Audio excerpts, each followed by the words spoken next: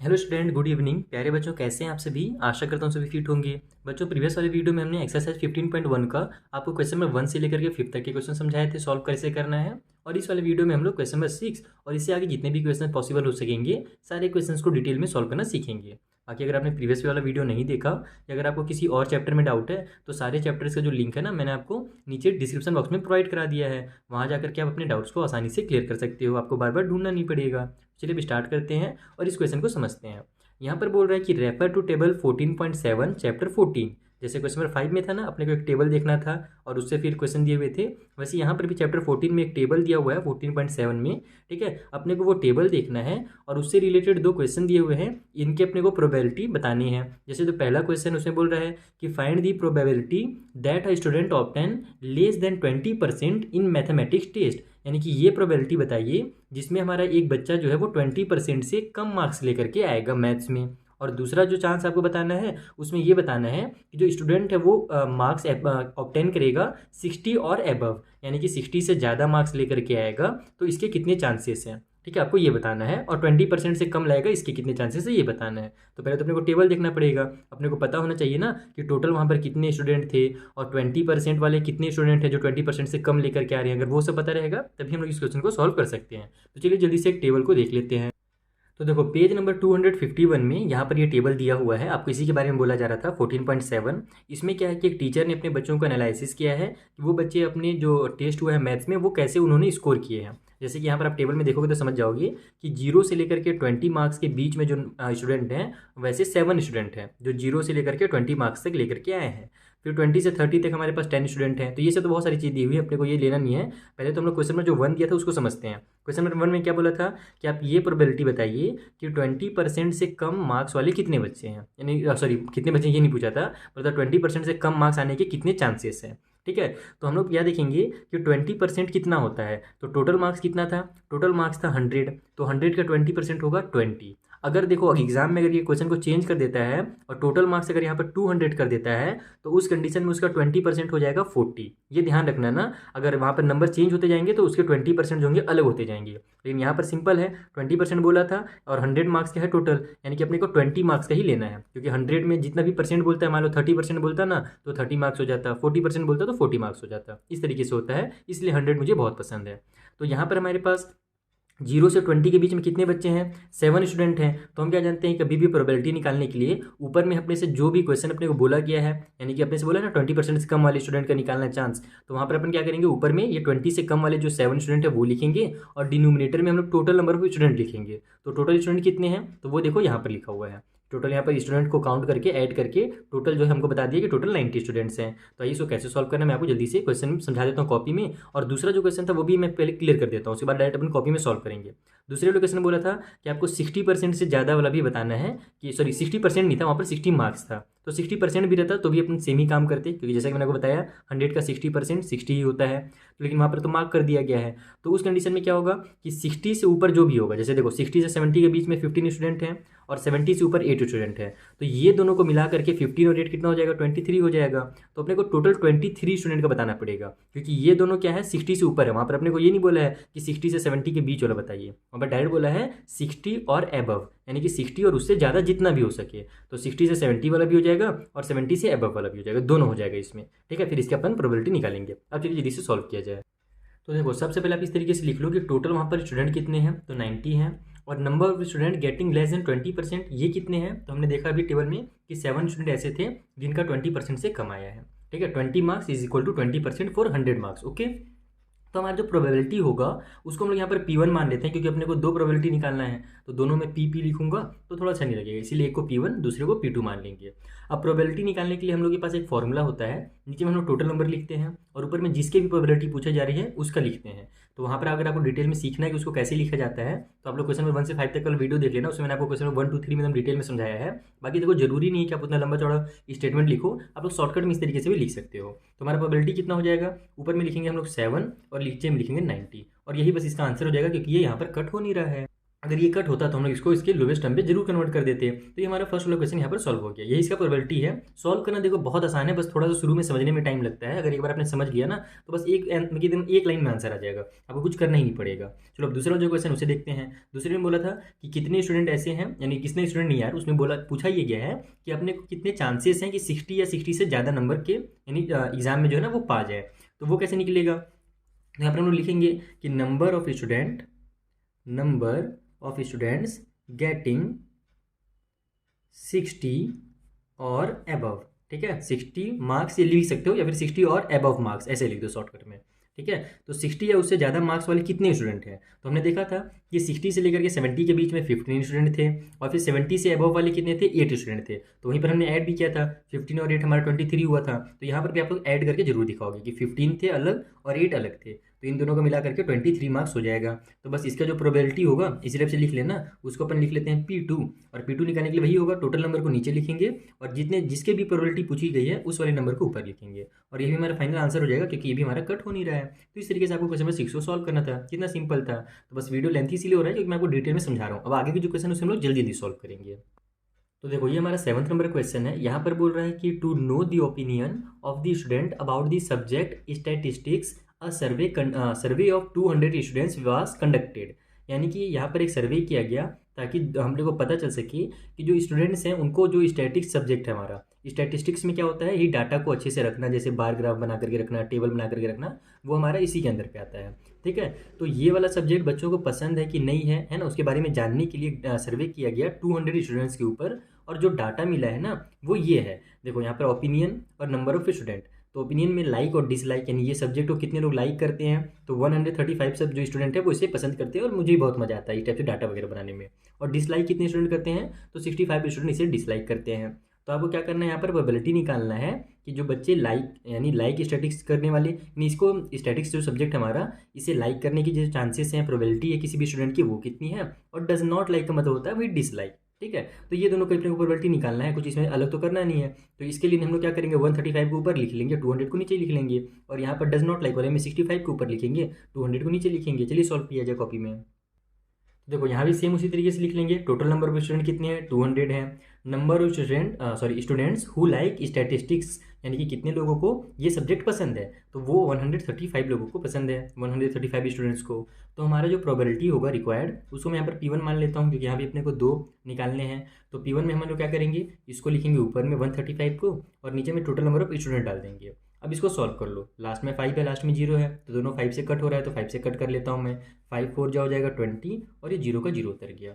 ऊपर 5 2 जा 10 हो जाएगा, 13 में से 10 कट हुआ बचा 3, वो 3 आगे जाकर जो 35 बना देगा, तो 5 7 जा 35 हो गया। फिर कट हो रहा है क्या, अब तो कट नहीं हो रहा है, क्योंकि लास्ट में भी 0 है। ये हमारा 27 जो कि 3 से कट होगा, नहीं तो 9 से कट होगा, और ये हमारा 3 9 दोनों से कट नहीं हो रहा है। तो यही क्या होगा, इसका लास्ट आंसर हो जाएगा। यानी कि 40 में से 27 स्टूडेंट्स को ये सब्जेक्ट जो है ना स्टैटिक्स ये पसंद है। तो ये हमारा फर्स्ट वाला पार्ट हो गया। सेकेंड वाला में सेम ऐसे ही करना, यहाँ पर वही लिखना, number of student who did not like या डज नॉट लाइक, जो भी वहाँ पर लिखा होगा वो लिख लेना। स्टैटिक्स यहाँ पर मैं डिसलाइक लिख देता हूँ शॉर्टकट में। जिनको स्टैटिक्स नहीं पसंद है वैसे कितने स्टूडेंट हैं, तो वैसे हमारे पास 65 स्टूडेंट हैं। तो इसका जो क्या बोलते हैं प्रोबेबिलिटी होगा, ये निकालने के लिए हम क्या करेंगे, P2 लिख लेंगे, और यहाँ पर ऊपर भी लिखेंगे 65 और नीचे में लिखेंगे 200।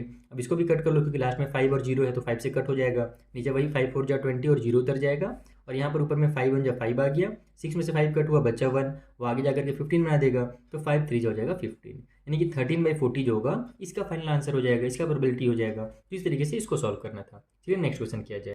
तो ये रहा हमारा क्वेश्चन नंबर 8, और ये थोड़ा मजेदार क्वेश्चन है, क्योंकि यहाँ पर थोड़ा सा आपको मेहनत करना पड़ेगा। अभी तक तो कुछ मेहनत नहीं हो रहा था, बस फटाफट सॉल्व हो जा रहा था। इसमें देखो क्या बोल रहा है कि रेफर टू क्वेश्चन 2 एक्सरसाइज 14.2। आपके पास जो 14.2 में क्वेश्चन नंबर 2 है उसको देखिए, पढ़िए, समझिए, और आप बताइए कि what is the empirical probability that an engineer leaves, यानी कि क्या चांसेस हैं कि एक इंजीनियर रहता है, कहाँ रहता है, तो less than 7 kilometre from her place of work. यानी कि अपने देखो वहाँ पर जो टेबल दिया हुआ है ना, उसमें आपको बता दे रहा हूँ क्या है। टेबल वैसे नहीं है, वहाँ पर एक डाटा दिया हुआ है जिसमें बताया गया है कि 40 इंजीनियर्स हैं आपके पास टोटल। ठीक है, और वो जो इंजीनियर्स हैं उनका घर से लेकर के ऑफिस की जो बीच की दूरी है, उनके प्लेस ऑफ वर्क और होम के बीच में जो दूरी है वो कितना है। किसी का 5 किलोमीटर है, किसी का 10 किलोमीटर है, किसी का उससे ज़्यादा है।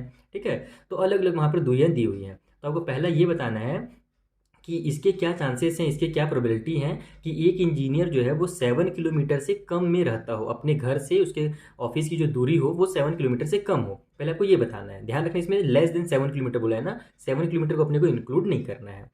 दूसरा कंडीशन बोल रहा है कि more than or equal to 7 kilometre off from her place of work, यानी कि 7 किलोमीटर से ज़्यादा में कितने इंजीनियर रहते हैं आपको वो पता करना है, और फिर वहाँ पर उसकी प्रोबेबिलिटी निकाल देनी है कि कोई इंजीनियर जो है उसके चांसेस कितने हैं 7 किलोमीटर से ज़्यादा में रहने की।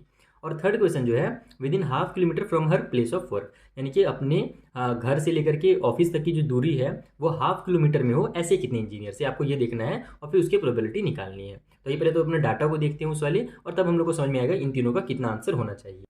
तो देखो यही वो डाटा की बात की जा रही है जो क्वेश्चन नंबर हमारे पास दिया हुआ है वहाँ पर 8th में। यहाँ पर डिस्टेंस दिया हुआ है किलोमीटर में, 40 इंजीनियर्स हैं हमारे पास। उनके घर से लेकर के प्लेस ऑफ वर्क वाले, यानी कि उनके घर से लेकर के ऑफिस तक की दूरी आप लोग को बताई गई है। जैसे किसी का 5 किलोमीटर है, किसी का 3 किलोमीटर है, किसी का 10 किलोमीटर है। तो पहला जो कंडीशन था उसमें क्या बोला था कि 7 किलोमीटर से कम के कितने चांसेस हैं कि 7 किलोमीटर से कम में रहता हो। तो हम लोग यहाँ पर देखेंगे कितने ऐसे हैं जो 7 से कम में है। जैसे 5 जो है 7 से कम है, तो ये हो गया 1, ये हो गया हमारा 3 वाला 2, ठीक है। इस लाइन में और कोई है क्या 7 से कम? नहीं है। एक 7 है तो 7 को अपन इंक्लूड नहीं करेंगे क्योंकि साफ साफ लिखा गया था लेस देन 7 किलोमीटर, ध्यान रखना, ठीक है। तो 2 हो गए यहाँ पर। आगे देख लेते हैं इस वाले लाइन में कोई है क्या, ये एक है, ये हो गया 3 हमारे पास 3, ठीक है। उसके बाद ये रहा 4, ये हो गया 5, उसके बाद ये हो गया 6, ठीक है, ये हो गया 7, ये हो गया 8, और कोई है क्या, ये हो गया यहाँ पर 9। यानी टोटल ऐसे 9 हमारे पास इंजीनियर्स हैं जिनका घर से ऑफिस के बीच की जो दूरी है ना वो क्या है 7 किलोमीटर से कम है। तो हम लोग क्या करेंगे, ऊपर में 9 लिखेंगे, नीचे में 40 लिखेंगे, बस हो जाएगा हमारा आंसर। चलिए लिख के दिखाता हूँ आपको। तो देखो इसको हम लोग इस तरीके से लिखेंगे कि जो टोटल नंबर ऑफ इंजीनियर है वो कितना है, तो वो 40 है। उसके बाद number of engineers living less than 7 kilometre, 7 kilometre से कम की दूरी पर कितने इंजीनियर रह रहे हैं, तो अभी हमने काउंट किया, टोटल 9 ऐसे इंजीनियर निकले जो 7 किलोमीटर से कम पे रह रहे हैं। तो हमारा जो रिक्वायर्ड प्रोबेबिलिटी होगा, इसको मैं यहाँ पर भी P1 ले लेता हूँ क्योंकि हमारे पास अभी 3 प्रोबेबिलिटी निकालने हैं। तो P1 हमारा कितना हो जाएगा, तो ऊपर में लिखेंगे हम लोग ये 7 किलोमीटर से कम वाले इंजीनियर का नंबर, और नीचे में लिखेंगे टोटल नंबर। कट हो रहा है क्या, नहीं हो रहा है, तो बस ये इसका फाइनल आंसर हो जाएगा, खेल खत्म, पैसा खत्म। ऐसा क्वेश्चन था। चलो सेकंड क्वेश्चन करते हैं। सेकंड वाले ने बोला था कि नंबर ऑफ इंजीनियर बताइए, यानी कि चांसेस बताइए जो हमारे क्या था 7 किलोमीटर से ज़्यादा था ना, मोर than or equal to 7 kilometre, यानी 7 किलोमीटर या 7 किलोमीटर से ज़्यादा वाले कितने चांसेस हैं इंजीनियर के रहने के। तो यहाँ पर आप लोग सेम स्टेटमेंट लिखोगे, number of engineer living more than or equal to 7 kilometre. इस टाइप से स्टेटमेंट पूरा क्वेश्चन से उतार करके लिखोगे। मैं यहाँ पर बस शॉर्टकट में इस तरीके से लिख लेता हूँ और इसको P2 कर देता हूँ। और ये कितने होंगे, तो पहले तो अपने को ये पता करना पड़ेगा कि टोटल ऐसे कितने इंजीनियर हैं। तो इसके लिए आप काउंट करने जाओगे क्या, बिल्कुल नहीं, काउंट करने की जरूरत नहीं है। क्यों काउंट करने की जरूरत नहीं है, क्योंकि 7 किलोमीटर से कम वाले टोटल 9 इंजीनियर हैं और टोटल वहाँ पर 40 इंजीनियर्स थे। तो 40 में से 9 तो हमारे माइनस हो जाएंगे क्योंकि ये हमारे 7 से कम वाले हैं, अपने से 7 से कम वाले तो पूछा नहीं है। तो 40 में से 9 कम करोगे कितना आएगा, 31 आएगा। यानी टोटल ऐसे 31 इंजीनियर्स हैं जिनका घर और ऑफिस के बीच की जो दूरी है ना वो या तो 7 किलोमीटर है या तो 7 किलोमीटर से ज़्यादा है। तो यहाँ पर आप डायरेक्ट लिखोगे इस तरीके से 40 - 9 इज इक्वल टू 31 इंजीनियर्स, ठीक है। 31 इंजीनियर्स ऐसे हैं। तो यहाँ पर हमारा जो प्रोबेबिलिटी होगा, और सॉरी ये P2 यहाँ पर नहीं लिखा है, यहाँ पर तो हम लोग ये वाला लिखेंगे, P2 वाला जो है ना यहाँ पर नीचे में लिखेंगे स्टेटमेंट को। तो P2 हमारा कैसे निकलेगा, तो यही हमारे पास 7 किलोमीटर से ज़्यादा कितने हैं, 31 है। यहाँ पर 31 को ऊपर लिखो, नीचे में 40 लिखो, ये भी कट नहीं हो रहा है, तो बस यही इसका फाइनल आंसर हो जाएगा। ये इसकी प्रोबेबिलिटी है 40 में से 31। अब जो लास्ट वाला क्वेश्चन था वो बहुत ही इंटरेस्टिंग क्वेश्चन था। वहाँ पर आपको ये बोला है, मैं आपको एक बार रीड करके बताता हूँ, with in half kilometre from her place of work, यानी कि अपने घर से या जो उसकी ऑफिस की जो दूरी होगी वो हाफ किलोमीटर की होने के कितने चांसेस, कितने प्रोबेबिलिटी है। तो जब हमने अभी टेबल मैं आपको दिखा रहा था, आप अपने बुक में चेक कर सकते हो, वहाँ पर आपको एक भी ऐसे इंजीनियर नहीं मिलेगा जिसका जो है ना घर हाफ किलोमीटर की दूरी पर हो, यानी कि ऑफिस और घर के बीच की जो दूरी हो वो हाफ किलोमीटर, ऐसा कोई भी नहीं था। कम से कम 2 किलोमीटर था ही, 1 किलोमीटर वाला भी मेरे हिसाब से कोई नहीं था, ठीक है। तो यहाँ पर सेम आप लोग स्टेटमेंट लिखना, number of engineer living with in half kilometre from her place of work, इस तरीके से लिखना और इक्वल करके बता देना कि वहाँ पर 0 है। ऐसा कोई भी इंजीनियर है ही नहीं जो हाफ किलोमीटर के दायरे पे रहता हो, ऐसे 0 इंजीनियर है, एक भी नहीं है। तो इसकी प्रोबेबिलिटी कैसे निकलेगी, तो बस ऐसे ही निकलेगी, P3 लिखो, कितने इंजीनियर है ऐसे, तो 0 है तो 0 के ऊपर नीचे 40 और 0/40 इज इक्वल टू 0, यानी इसके कोई चांसेस ही नहीं है क्योंकि वहाँ पर कोई है ही नहीं हाफ किलोमीटर के अंदर पे, तो उसका कोई चांस ही नहीं बनता है, उसका कोई प्रोबेबिलिटी ही नहीं बनता है, वो हमारा 0 हो जाएगा। तो इस तरीके से आपको तीनों क्वेश्चन को सॉल्व करना था। आई होप आपको ये भी क्लियर हो गया होगा। चलिए जो अगला क्वेश्चन है उसे सॉल्व करते हैं। तो देखो ये जो क्वेश्चन नंबर 9 और 10 है ना, ये आपके पास एक्टिविटी दिया हुआ है, इसको तो आपको खुद से ही करना है, लेकिन मैं आपको समझा देता हूँ कि इस एक्टिविटी को करना कैसे है और इसका जो हम लोग सॉल्व करेंगे कॉपी में तो कैसे सॉल्व करेंगे। तो देखो एक्टिविटी जो 9 है हमारा, इसमें बोल रहा है कि note the frequency of 2 wheelers और 3 wheelers and 4 wheelers going past during a time interval in front of your school gate. यानी कि आपको क्या करना है, स्कूल के गेट में बैठ जाना है अपना बोरिया बिस्तर लेकर के, यानी कॉपी किताब लेकर के, किताब मत रखना, पेन और कॉपी रख लेना। और मान लो 10 मिनट का टाइम सेट कर लेना कि 10 मिनट में हमारे पास गाड़ी कितनी जाती है आपके सामने से, वो देखना है आपको। टू व्हीलर्स कितनी जा रही हैं वो लिखना पड़ेगा आपको। थ्री व्हीलर्स कितनी गाड़ियाँ जा रही हैं, थ्री व्हीलर्स में कौन कौन से आएंगे, जैसे ऑटो वगैरह हो गया है ना, रिक्शा वगैरह हो गया वो सब। और फोर व्हीलर्स की बहुत सारी गाड़ियाँ होती हैं। तो इस तरीके से आपको सभी गाड़ियों को लिखना है कि कितनी गाड़ियाँ वहाँ से उस 10 मिनट के अंदर में गुजरी हैं। 10 मिनट वाला बहुत ज़्यादा हो जाएगा, 5 ही मिनट रखना, ठीक है। उसके बाद आपको ये बोल रहा है कि find the probability that any one vehicle out of the total vehicle you have observe is a two wheeler. यानी कि आपको ये प्रोबेबिलिटी बताना है कि जितने भी आपने व्हीकल ऑब्जर्व किए, मान लीजिए आपने टू व्हीलर के 10 व्हीकल देखे, थ्री व्हीलर के 5 व्हीकल देखे और फोर व्हीलर के 20 व्हीकल देखे, तो 20 10 हो जाएगा 30 और 5 हो जाएगा 35। तो टोटल आपने 35 व्हीकल देख लिए। अब उसमें से टू व्हीलर के कितने थे, 10 थे, तो ऊपर में आप क्या करोगे, 10 लिख दोगे, बस इसी को सॉल्व करके आप प्रोबेबिलिटी बता दोगे। समझ में आ गया, ऐसे ही करना है। और नॉर्मल स्टेटमेंट बनाना, ज़्यादा टफ स्टेटमेंट भी नहीं बनाना है। उसी तरीके से 10th वाला भी जो क्वेश्चन है वही बहुत सिंपल है। इसमें थोड़ा सा बस घुमा करके दिया हुआ है। यहाँ पर बोल रहा है कि ask all the student in your class to write 3 digit number chosen any student from the room at random. यानी कि आपको क्या करना है, अपने क्लास में सभी बच्चों को, मान लो अपनी क्लास में 10 स्टूडेंट्स हैं, फॉर एग्जाम्पल 10 स्टूडेंट्स हैं, सभी को बोलना है कि 3 डिजिट का भैया नंबर लिखो। कोई भी कुछ भी नंबर उठा करके लिखेगा, जैसे मान लो कोई 285 ही लिख दिया है ना, कुछ भी लिख लिया, तो सभी 10 के 10 बच्चे 3 डिजिट का नंबर लिखेंगे। अब आपको उसमें ये देखना है कि what is the probability that the number written by her him is divisible by 3। यानी कि क्या चांसेस हैं कि किसी एक बच्चे के द्वारा जो लिखा हुआ नंबर है ना वो 3 से डिविजिबल हो जाएगा। तो सबसे पहले तो आपको रूल पता होना चाहिए कि 3 से डिविजिबल कब होता है कोई भी नंबर। तो कब होता है, जब हमारे पास जैसे मान लो 285 है, तो हम लोग पूरे नंबर को ऐड करके देखेंगे, यहाँ पर डिवाइड करके नहीं देखेंगे, सभी को ऐड करो, तो 8 और 2 10 और 5 15 हो गया, तो 15 3 के टेबल में आता है ना, इसका मतलब ये 3 से डिविजिबल होगा। आप इसको डिवाइड करोगे तो ये पूरा पूरा डिवाइड हो जाएगा। तो उसी तरीके से उन 10 बच्चों में आपको देखना है कि कितने ऐसे नंबर हैं जो 3 से डिविजिबल है, सभी को सॉल्व करके चेक करोगे कितने डिविजिबल हैं। उसके बाद आप लोग मान लो उसमें से 5 बच्चों का आंसर आ गया, या फिर 6 बच्चों का मान लो निकल कर क्या आ जाएगा 3 से डिविजिबल, और 4 बच्चों का 3 से डिविजिबल नहीं होगा नंबर, ठीक है। तो आप लोग क्या करोगे, 6 को ऊपर लिखोगे और टोटल नंबर ऑफ मान लो अगर 10 है तो 10 को नीचे लिखोगे। अब इसको सॉल्व कर लोगे तो ये कट होने के बाद आपका 2 से कटेगा तो 2 3 जा 6, 2 5 जा 10, 3/5 आ जाएगी इसकी प्रोबेबिलिटी। बाकी और भी कुछ आ सकता है। चलिए जो हमारा अगला क्वेश्चन है ना, मेन हम लोग इसे सॉल्व करते हैं। तो देखो 11th वाले क्वेश्चन में कह क्या रहा है पहले तो वो समझते हैं। 11 bags of wheat flour each mark 5 kg actually contain the following weight of floor. यानी कि यहाँ पर हमारे पास 11 बैग्स हैं जिसमें क्या भरा हुआ है, आटा भरा हुआ है, और उसमें जो मार्क किया हुआ है ना कितने kg का बैग है, वो 5 kg का बैग है। लेकिन एक्चुअल में कभी भी एकदम एग्जैक्ट 5 kg नहीं आ पाता है, तो उसमें थोड़ा सा ऊपर नीचे हो जाता है एकदम डेसिमल में, उतना मतलब कि आपको कभी ज़्यादा मिल जाता है, कभी थोड़ा सा कम भी मिल जाता है, वो मायने नहीं रखता। तो देखो किसी को 4.97 kg मिल गया, किसी को 5.05 मिला, तो इस तरीके से अलग अलग यहाँ पर 11 जो बैग्स है ना सभी का अपने को एक्चुअल वेट दिया हुआ है। ओके, तो बताना है आपको कि find the probability that any of this bags chosen at random contain more than 5 kg of floor. यानी कि अगर आपको ये 11 बैग रखे हुए आपके सामने और अगर आप उसमें से कोई भी एक बैग उठाते हो तो इसके कितने चांसेस हैं, कितनी प्रोबेबिलिटी है कि आपको जो बैग मिलेगा उसमें 5 kg से ज़्यादा होगा। यानी कि 4.97 वाला नहीं होगा, उससे ज़्यादा होगा, यानी कि 5 से ज़्यादा, जैसे ये वाला हो सकता है, ये हो सकता है, ये हो सकता है, इसके कितने चांसेस हैं। ठीक है, तो अपन पहले तो देख लेते हैं कि 5 से ज़्यादा वाला यहाँ पर कितना बैग है। जैसे एक तो ये है 1, एक ये है 2 और एक ये है 3। ये एकदम नेट 5 kg है तो इसको अपन काउंट नहीं करेंगे क्योंकि यहाँ पर मोर देन 5 बोला है ना, इक्वल देन नहीं बोला है। ओके, तो 1 2 3 हो गया, ये वाला नहीं करना है, ये वाला ले लेते हैं 4 हो गया, ये 5 हो गया, ये 6, ये 7। तो यहाँ पर टोटल कितने हो गए, टोटल ऐसे 7 बैग्स हैं जिसमें 5 kg से ज़्यादा है, और टोटल 11 है तो बस ऊपर में 7 लिखेंगे, नीचे में 11 लिखेंगे। चलिए कॉपी में लिख देता हूँ, हो गया आंसर। तो देखो इस तरीके से एकदम सिंपल स्टेटमेंट बना लो कि टोटल नंबर ऑफ बैग कितने हैं, तो 11 है। Number of bag containing more than 5 kg, यानी 5 kg से ज़्यादा वाले बैग कितने हैं भैया, तो वो 7 बैग है, जैसे मैंने आपको काउंट करके दिखाया अभी।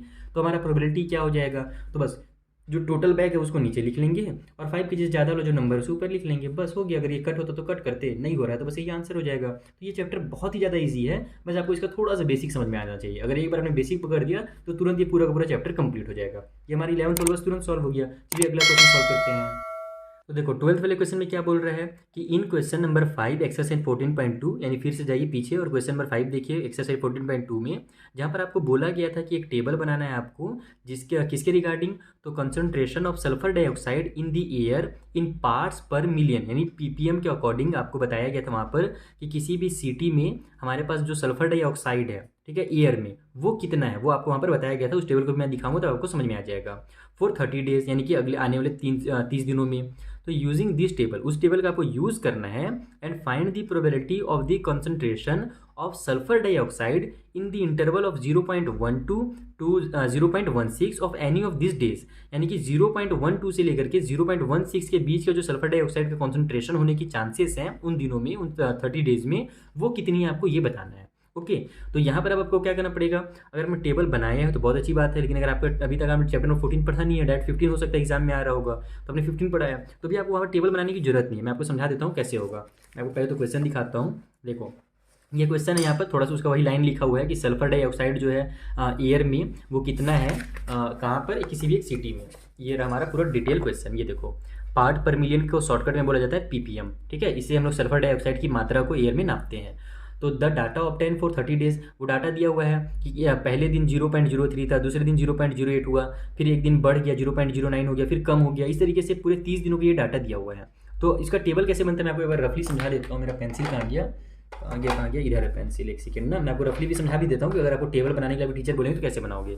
तब क्या करोगे कि दो दो नंबर का यहाँ पर ग्रुप बना लोगे, यानी कि सबसे देखोगे सबसे पहले छोटा कौन सा है, तो हमारा सबसे छोटा यहाँ पर क्या हो सकता है 0. अच्छा, यहाँ पर आपको ग्रुप बनाने के लिए बोला है, mark a group frequency distributed table for this data with class interval as 0 से लेकर के 0.4, फिर 0.4 से लेकर के 0.8, यानी कि एक तरह से आपको 4 का टेबल पढ़ने के लिए बोल रहा है एक तरह से। तो आप लोग ऐसे टेबल बनाओगे कि 0.0 से लेकर के 0.4 तक, ठीक है, 0.04 है, सॉरी 0.04 तक कितने दिनों तक था ये आरपीएम। तो एक तो ये आ जाएगा 1, फिर ये आ जाएगा 2, या इसको आप लोग एक साइड लिखोगे, ऐसे टेबल बनाना है ना, तो बॉक्स बनाओगे कॉलम, ठीक है। इधर आप लोग ऊपर में लिखोगे कि हमारा जो कॉन्सेंट्रेशन था इसका सल्फर डाइऑक्साइड का दिया हुआ है, तो सल्फर डाइऑक्साइड का कॉन्सेंट्रेशन यहाँ पर लिखोगे, और इधर लिखोगे नंबर ऑफ डेज, यानी कितने दिनों तक इसके बीच में था सल्फर डाइऑक्साइड का कॉन्सेंट्रेशन, ठीक है। तो 0.0 फिर 0.04, तो कौन कितने दिन हो जाएंगे, एक तो ये हो जाएगा हमारा इसी के बीच में आएगा, इन दोनों के बीच में ये नंबर आएगा, तो ये 1 हो गया, एक ये हो गया 2 हमारा, ठीक है। उसके बाद ये 3 हो गया, फिर हमारे पास और कौन सा है, और कोई सा है क्या, ये रहा एक 4 हो गया, फिर और कोई सा है क्या, ये 5 हो गया, ठीक है। उसके बाद और कौन सा है, ये तो हमारा बड़ा हो जाएगा, ठीक है। लेकिन हमारे पास मुझे लगता है कुछ गलत हो रहा है, क्योंकि हम लोग को 0.0 से बोला है 0.04 का ना। वैसे तो मैं टेबल जब आपको पढ़ाते रहूँगा ना तो उस टाइम इसमें आपको डिटेल में समझाऊंगा, फिलहाल आपको बस मैं नॉर्मली समझा देता हूँ कि अपने से बोला क्या जा रहा है यहाँ पर। तो इसमें काउंट कैसे करना है, चलो मैं आपको फिर से एकदम अच्छे से समझा देता हूँ कि हम लोग पहले क्या करेंगे 0.0 से लेकर के 0.04 तक जाएंगे। तो इसमें आप क्या करोगे कि जो अगला वाला हमारा लास्ट वाला है ना 0.04, इसको आपको काउंट नहीं करना है, इससे पहले वाले जो रहेंगे उनको काउंट करोगे। जैसे 0.03, एक इसको ले लो, ये वाला आपको नहीं लेना है, ठीक है। एक ये हो गया, उसके बाद ये एक हो जाएगा 2, ठीक है। उसके बाद फिर ये देखो 0.20 कन्फ्यूज़ करने के लिए लिखा है, 0.20 और 0.02 दोनों अलग अलग चीज़ें, ये 20 पढ़ाता है, ध्यान रखना ना। वैसे डेसिमल में 0.20 ही बोलते हैं, लेकिन ये बड़ा होता है और ये छोटा होता है, तो अपने को ये वाला नहीं लेना है, ये गलत हो जाएगा आप इसको ले लोगे तो। हमारे पास अभी ये और ये 2 हो गए हैं। उसके बाद फिर और कौन सा है भैया उस बीच में, एक तो ये है 3 हो गया हमारे पास। उसके बाद इस लाइन में और कोई है क्या, नहीं है। फिर ये रहा एक, ये 4 हो गया। तो इन दोनों की यानी इस नंबर में, इस फ्रीक्वेंसी के बीच में हमारे टोटल 4 डेज ऐसे थे जहाँ पर हमारा ये जो कॉन्सेंट्रेशन था ना वो इसके बीच में था। उसके बाद आपको क्या करना रहेगा कि 0.04 से लेकर के 0.04 से लेकर के 0.08 तक बनाओ, यानी कि 4 का टेबल पढ़ते जाना है आपको। अब 0.04 से 0.08 के बीच में भी आपको क्या करना है, इधर वाले को काउंट नहीं करना है, 0.08 को काउंट नहीं करोगे, इस बार आप लोग 0.04 को ले लोगे, ठीक है। जैसे कि यहाँ पर हमारे पास मैंने जो बताया ना, लेफ्ट वाले को आपको काउंट करना है, राइट वाले नंबर को काउंट नहीं करना है। तो हमारा 0.04 कौन सा है, ये रहा एक, ये वाला दोनों को नहीं लेंगे, ध्यान रखना, इसको अगली बार लेंगे। तो ये एक हो गया। उसके बाद फिर हमारे पास दूसरा कौन सा आएगा, ये वाला आएगा 2 हो गया। फिर हमारे पास ये 3 हो गया, ठीक है। और आगे चलते हैं, ये 8 वाला तो लेना नहीं है, ये सब ज़्यादा बड़ा है, ये हो जाएगा 0.07, इससे छोट इन दोनों के बीच में आएगा 4 हो गया, ठीक है। उसके बाद ये हो गया 5 मेरा, ठीक है। और कौन सा है, ये हो गया 6 मेरा, ये हो गया 7, ये हमारा 8 हो गया, ठीक है। तो टोटल यहाँ पर आपको 8 नंबर मिलेंगे, और कुछ छूट तो नहीं रहा है ना। एक बार मैं फिर से चेक कर लेता हूँ। ये मेरे पास 0.04 एक ये हो गया। उसके बाद ये 0.05 2, ठीक है, 2 हो गया। उसके बाद ये हो गया 3, ओके। उसके बाद 3 के बाद और कहीं है क्या इस वाले लाइन में, ये देखो 0. नहीं, ये नहीं होगा 3, ये हो गया एक हमारा 4, सही चल रहा है हमारा गाड़ी यहाँ तक। फिर 0.8 को तो लेना नहीं है, ये बड़ा हो जाएगा, 4 हो गया है। उसके बाद ये हो जाएगा 5, ठीक है, इधर कुछ नहीं है। उसके बाद ये हो गया मेरा 6, ओके, ये हो गया 7, ये हो गया 8, अच्छा ये रहा 0.04 9, टोटल 9 है हमारे पास। तो इन दोनों के बीच में टोटल हमारे पास कितने हो जाएंगे, 9 हो जाएंगे। अब हमारा 0.08 तक हो गया। फिर हम लोग क्या करेंगे 0.08 से लेकर के 0.012, ये सॉरी 0.12 तो नहीं होगा हमारे पास, 0.12 हो जाएगा ये, ठीक है, 0.08 से लेकर के 0.12, अगर आप लोग इसका 4 से मल्टीप्लाई करोगे तो 0.12 आएगा इसका आंसर। ठीक है, तो अब इस बीच में कितने हैं, तो इसमें आप लोग क्या करेंगे, 0.08 को काउंट करेंगे, लेकिन 0.12 अगर कहीं पर लिखा रहेगा तो उसको काउंट नहीं करना, ये चीज़ ध्यान रखना।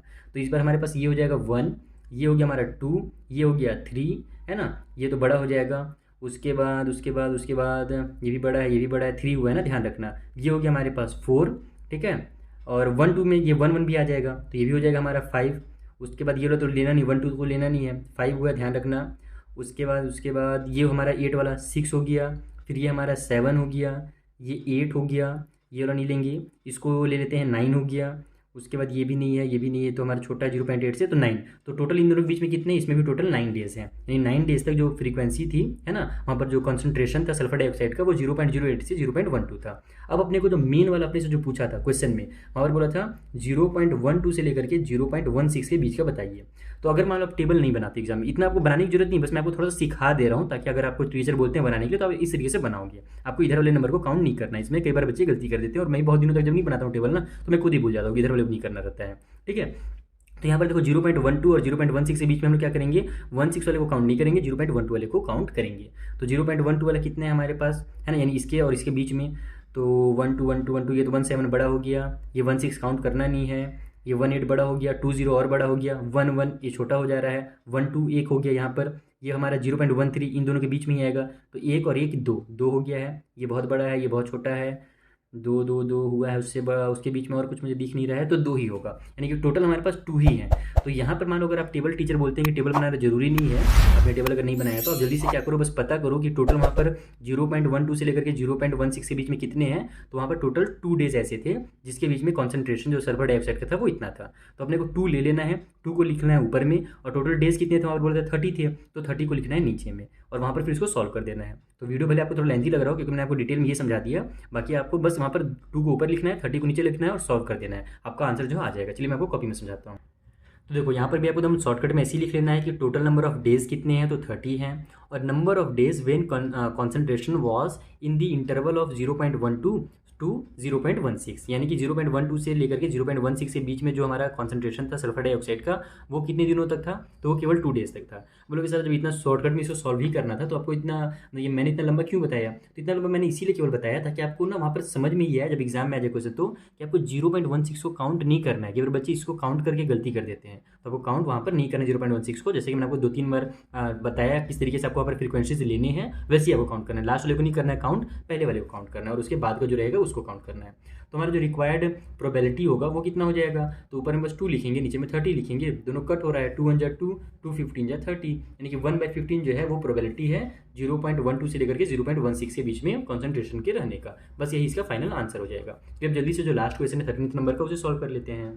तो देखो जो लास्ट क्वेश्चन है इसमें भी हमारा जो बुक छापने वाला है ना, बहुत ही कामचोर आदमी है, कामचोर तो नहीं कहेंगे, बेचारा क्या कर रहा है, इन्वायरमेंट को सेव कर रहा है। वहाँ पर जो क्वेश्चन दिया था उसको यूज़ करने के लिए आपको बोला रहा है, और फिर से बोल रहा है कि आप क्वेश्चन नंबर 1 को देखिए 14.2 का, जहाँ पर आपको एक फ्रीक्वेंसी टेबल बनाने के लिए दिया गया था। वहाँ पर क्या था, तो 30 स्टूडेंट्स के नाम नहीं थे, मतलब 30 स्टूडेंट्स के ब्लड ग्रुप दिए हुए थे किसी भी क्लास में, और उन ग्रुप्स को आपको अलग अलग करना, जैसे ए ब्लड ग्रुप का कितने स्टूडेंट हैं, बी ब्लड ग्रुप के कितने स्टूडेंट हैं, वो वहाँ पर दिया हुआ था। तो आपको क्या करना है, determine the probability that a student of this class selected at random has blood group A B, यानी अगर हम लोग उस क्लास में से 30 स्टूडेंट में से किसी भी एक स्टूडेंट को पकड़ के लाते हैं तो उसके कितने चांसेस है कि उसका जो ब्लड ग्रुप रहेगा वो ए बी रहेगा। तो ये जानने के लिए अपने को क्या करना पड़ेगा, टोटल नंबर स्टूडेंट तो अपने को पता ही है कि 30 है, तो ए बी वाले कितने हैं वो अपने को देखना पड़ेगा। तो इसमें भी हम लोग टेबल वगैरह नहीं बनाएंगे, क्योंकि इसमें तो अब नंबर वगैरह बीच में अपने को फ्रीक्वेंसी देना नहीं है, तो आपको हम लोग को समझाने की जरूरत नहीं है, और आप इसको समझ भी चुके हो। हम लोग क्या करेंगे, डायरेक्ट यहाँ पर क्वेश्चन समझेंगे। देखो ये रहा हमारा ये क्वेश्चन जिसके बारे में हमसे बोला जा रहा है, 14.2 का क्वेश्चन नंबर 1, इसमें सभी के ब्लड ग्रुप दिए हुए हैं। आप क्या करो, यहाँ पर डायरेक्ट देखो कि ए बी वाले कितने हैं, फटाफट देखो, एक यहाँ पर ए बी वाला है, और कोई है क्या, एक यहाँ पर एक मिल गया, और एक यहाँ पर मिल गया, 3 हो गए टोटल, और कुछ है क्या, नहीं, और कहीं नहीं है। तो ए बी वाले टोटल वहाँ पर 3 स्टूडेंट हैं। तो बस इसका स्टेटमेंट जल्दी से लिखो और इसको सॉल्व कर दो। तो देखो यहाँ पर मैंने जल्दी से स्टेटमेंट लिख लिया, और आपको मैं समझा देता हूँ, क्योंकि बाहर डीजे वगैरह बज रहा है तो वीडियो डिस्टर्ब होगा। और लास्ट क्वेश्चन है हमारा, तो यहाँ पर टोटल नंबर ऑफ स्टूडेंट हमारे पास 30 हैं। ओके, क्वेश्चन में दिया हुआ था number of student having blood group A B के कितने हैं, तो 3 हैं। तो हमारा जो रिक्वायर्ड प्रोबेबिलिटी होगा जिसके बारे में से बोला जा रहा है वो कैसे निकलेगा, तो टोटल नंबर हम लोग नीचे लिखते हैं, और जिसके बारे में बोल रहा है उसको हम लोग ऊपर लिखते हैं। सॉल्व कर लो, 3 1 जा 3, 3 10 जा 30, यानी कि 1/10 चांसेस है कि वो जो बच्चा रहेगा उसका ब्लड ग्रुप ए बी निकल करके आएगा। तो इस तरीके से आपको इस क्वेश्चन को सॉल्व करना था। हमारा पूरा का पूरा चैप्टर कंप्लीट हो गया ये वाला। पीछे के कुछ चैप्टर्स बचे हुए हैं जिनका वीडियो मैं जल्दी बनाऊंगा। तब तक के लिए थैंक यू फॉर वॉचिंग। और हाँ, अगर कुछ भी डाउट अभी बचा हो ना तो इंस्टाग्राम और टेलीग्राम का लिंक भी आपको नीचे डिस्क्रिप्शन बॉक्स में मिल जाएगा। Thank you once again.